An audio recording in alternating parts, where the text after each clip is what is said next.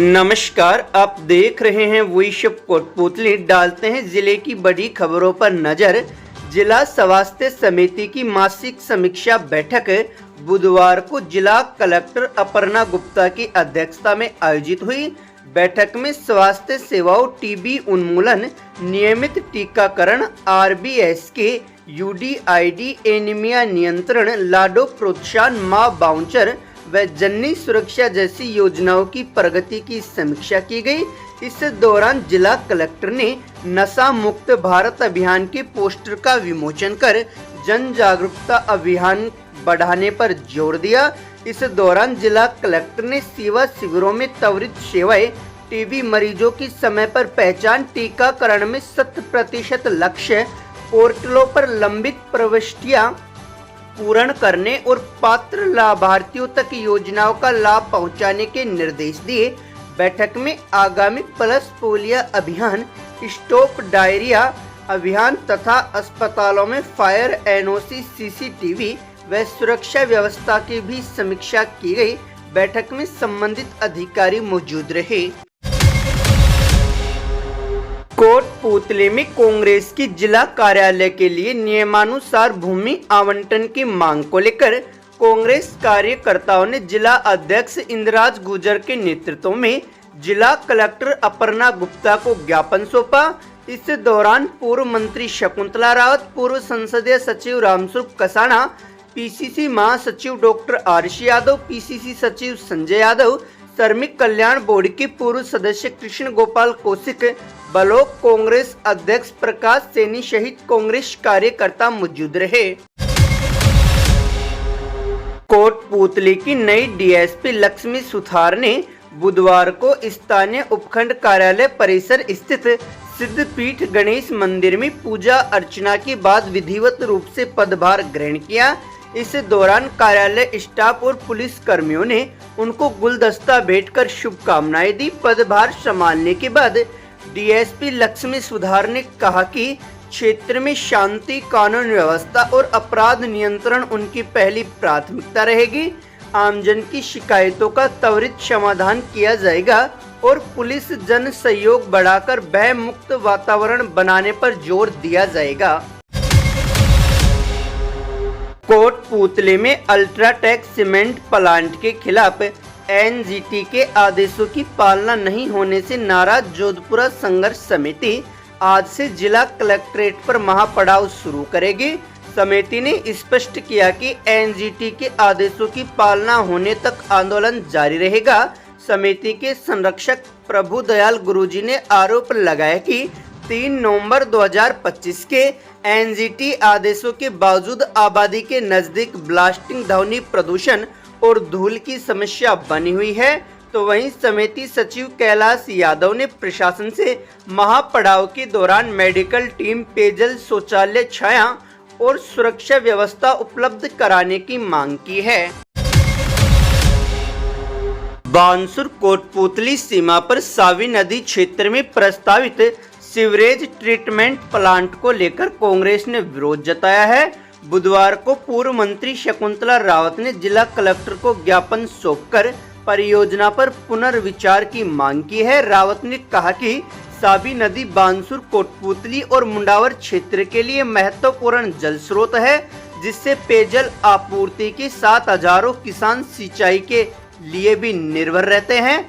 उन्होंने आशंका जताई कि नदी किनारे सीवरेज प्लांट बनने से जल स्रोत दूषित हो सकता है, जिससे लोगों के स्वास्थ्य और कृषि पर विपरीत असर पड़ेगा। रावत ने जनहित में प्लांट को अन्य उपयुक्त स्थान पर स्थानांतरित करने की मांग की है।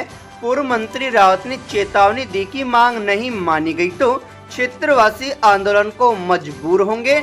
इस दौरान कांग्रेस जिला अध्यक्ष इंद्राज गुर्जर, पूर्व संसदीय सचिव रामस्वरूप कसाना, श्रमिक कल्याण बोर्ड के पूर्व सदस्य केजी कौशिक सहित कार्यकर्ता मौजूद रहे। जानकारी मिली कि भाई हमारे कोटपूतली बानसूर की सीमा है, वहाँ पर नदी के पास में सीवरेज का ट्रीटमेंट प्लांट लगाने का इनकी प्लानिंग हो रही है।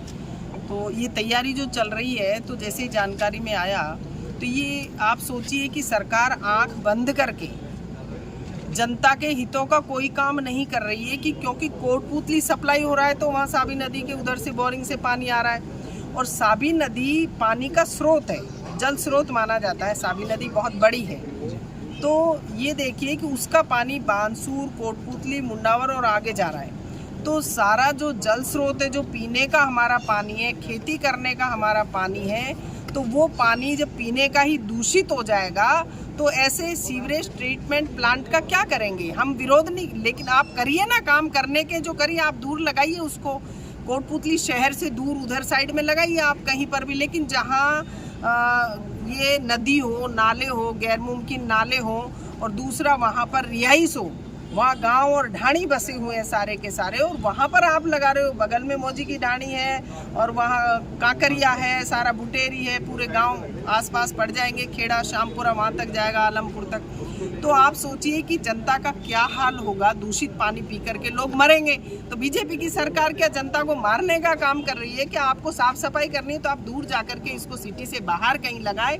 आज हम कलेक्टर साहब से यही हमने ज्ञापन दिया है कि अगर ये हमारी मांग नहीं मानी जाएगी तो जनता सड़कों पर उतरेगी। जनता के हितों को हम ध्यान में रखेंगे। सब यहाँ पर उपस्थित हैं, पूर्व मंत्री रामस्वरूप जी कसाना जी हैं, हमारे अध्यक्ष महोदय हैं और इंदिराज जी हैं, संजय, सभी पूरी कांग्रेस कमेटी, इसमें कोटपूतली, बानसूर, ये सनी पूरी कांग्रेस जिले की पूरी एक साथ है, एकजुट है। आज इस विषय पर हम लोग यहाँ पर आकर के मिले हैं। मैडम ने क्या कहा? मैडम कह रही कि मैं इसकी जांच कराती हूँ और ऐसा अगर हो रहा है तो जल स्रोत पे नहीं होने देंगे। बानसूर क्षेत्र में अवैध रूप से संचालित ओवरलोड वाहनों पर शिकंजा कसने के लिए अलवर आरटीओ विभाग ने विशेष जांच अभियान शुरू किया है। यातायात इंस्पेक्टर लक्ष्मी नारायण ने बताया कि यातायात नियमों की पालना सुनिश्चित करने के लिए विभाग द्वारा सभी प्रकार के वाहनों का निरीक्षण किया जा रहा है। इसी क्रम में ओवरलोड वाहनों और अवैध रूप से संचालित वाहनों की सघन चेकिंग की जा रही है। अभियान के दौरान वाहनों को रोककर उनकी तलाशी ली जा रही है तथा परमिट, दस्तावेज और अन्य आवश्यक जानकारियों की जांच भी की जा रही है। निरीक्षण के दौरान दिल्ली से लौट रही एक बस को भी रोककर जांच की गई। यातायात इंस्पेक्टर ने बताया कि बस की प्रारंभिक जांच में सब कुछ सही पाया गया। हालांकि उसके परमिट और अन्य दस्तावेजों की विस्तृत जानकारी ली जा रही है।